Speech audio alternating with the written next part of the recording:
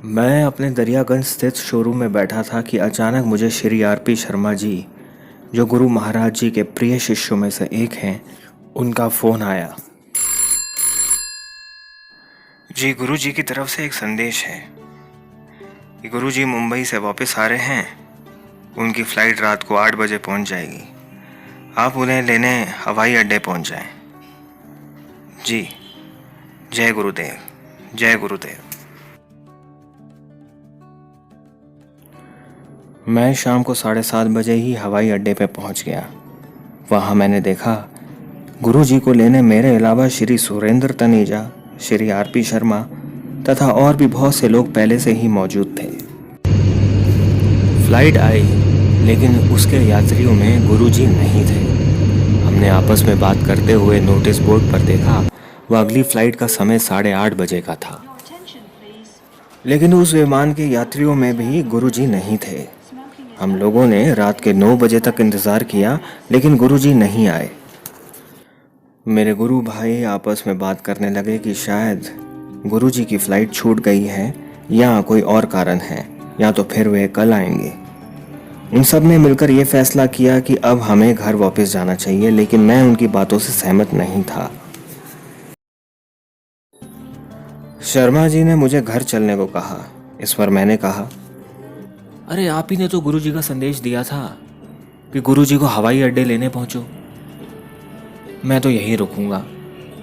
गुरुजी को लिए बगैर मैं तो घर वापस जाऊंगा नहीं। शर्मा जी कुछ नाराज होकर बोले, 2 फ्लाइट तो आ चुकी है, गुरुजी तो नहीं आए, अब क्या सारी रात यहीं बैठे रहोगे?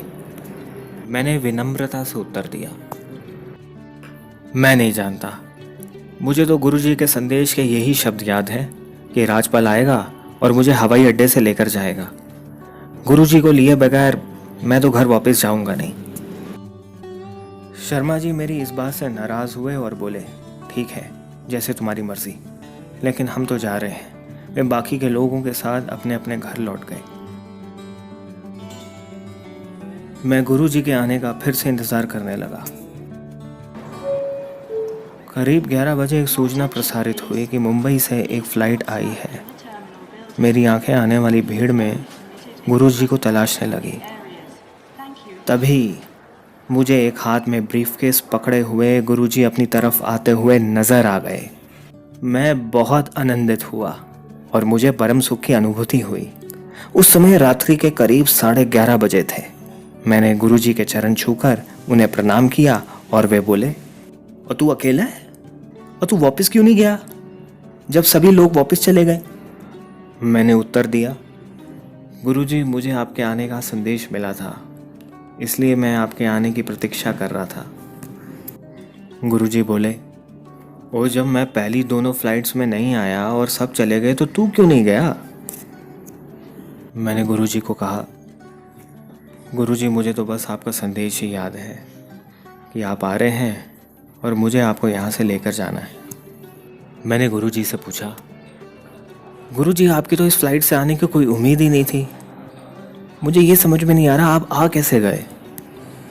इस पर गुरुजी बोले, किसी वीआईपी की वजह से इस फ्लाइट की व्यवस्था की गई और बाकी लोगों के साथ मैं भी इस फ्लाइट में आ गया। फिर गुरुजी ने आगे कहा, अच्छा चलो। हम लोग गुड़गांव पहुँचे, जहाँ आदरणीय माता जी गुरुजी का पहले से ही इंतज़ार कर रही थी, जैसे कि वे जानती थी कि गुरुजी आने वाले हैं। गुरुजी ने माता जी को मुझे चाय का प्रसाद देने के लिए कहा और फिर रात के 2 बजे तक मुझे बहुत सी ज्ञान की बातें बताते रहे। इसके बाद उन्होंने मुझे पंजाबी बाग वापस जाने की अनुमति दी। साथ ही उन्होंने मुझे दूसरा आदेश भी दिया, तुम स्थान वाले दीवान पर जिस पर तुम बैठकर सेवा करते हो उसी पर सो जाना। मैं घर पहुंचा और गुरुजी के आदेश का पालन करते हुए करीब सुबह 4 बजे सोया। मेरे लिए ये कोई आम रात नहीं थी। इस रात मुझे सपने में क्या क्या नज़ारे दिखे, मैं वे सब कुछ यहाँ लिखना तो चाहता हूँ, लेकिन उसके लिए मुझे अपने महागुरुदेव जी की आज्ञा लेना ज़रूरी है। मुझे बहुत खुशी होगी अगर आने वाले समय में मैं आप सबके साथ अपने वे अतुल्य अनुभव बांट सकूं। शाम 7:30 से 11 बजे तक हवाई अड्डे पर गुरुजी का इंतज़ार करूं, ये मेरे दिमाग की कोई उपज नहीं थी, बल्कि ये सब तो गुरुजी की अपनी ही रचना थी। वे ही अपने शिष्यों को किसी ऐसे विशेष कार्य के लिए चुनते हैं और किसका चयन करना है वे भी उन्हीं की मर्जी से होता है। उनकी मर्जी के खिलाफ हम कुछ भी नहीं कर सकते। हवाई अड्डे पर मेरा अपनी मर्जी से रुकना संभव नहीं था। ये तो गुरुजी की मर्जी और उन्हीं का निर्णय था।